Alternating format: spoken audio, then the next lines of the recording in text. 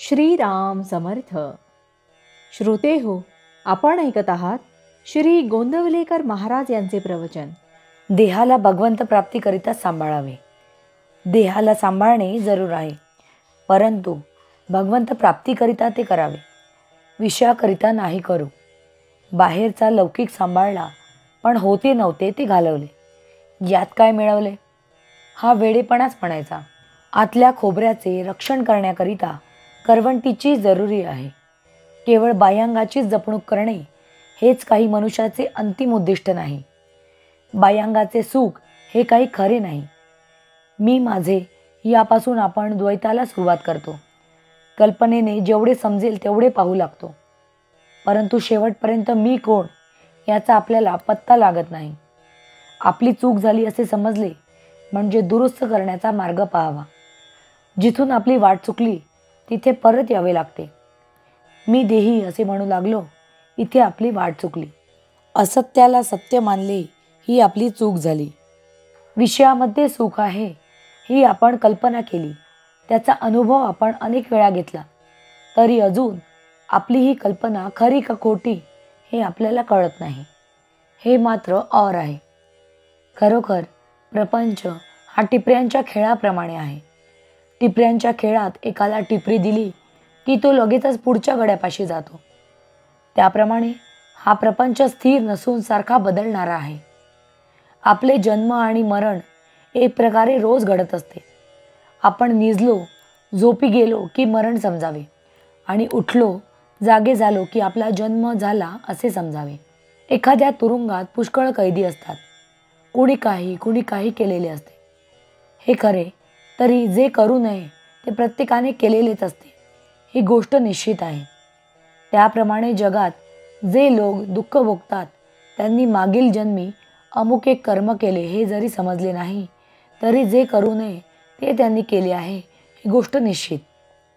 परंतु त्यामध्ये भगवंताने एक मोठी सोय ठेवली आहे, ती ही की जो देहाला विसरेल त्याला त्या दुःखाची जाणीव होणार नाही.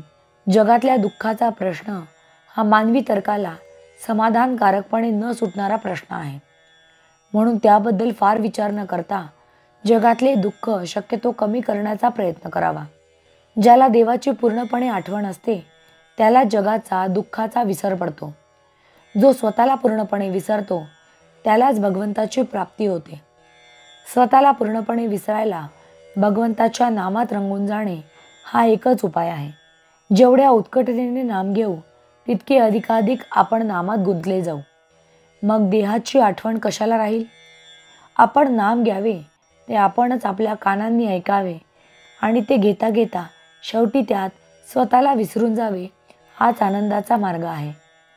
भावार्थ, नाम अंतरात शिरले की देहाचा विसर पडतो.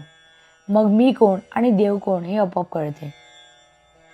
जानकी जीवन स्मरण जय जय राम. महारुद्र हनुमान की जय. समर्थ रामदास स्वामी महाराज की जय.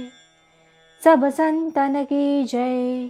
श्री अनंत कोटि ब्रह्मांड नायक राजाधिराज सच्चिदानंद सद्गुरु श्री ब्रह्म चैतन्य महाराज की जय.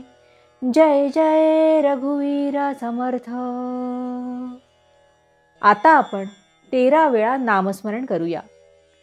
श्रीराम जय राम जय जय राम. श्रीराम जय राम जय जय राम. श्रीराम जय राम जय जय राम. श्रीराम जय राम जय जय राम. श्रीराम जय राम जय जय राम. श्रीराम जय राम जय जय राम. श्रीराम जय राम जय जय राम. श्रीराम जय राम जय जय राम. श्रीराम जय राम जय जय राम. श्रीराम जय राम जय जय राम. श्रीराम जय राम जय जय राम. श्रीराम जय राम जय जय राम. श्रीराम जय राम जय जय राम. जय श्रीराम.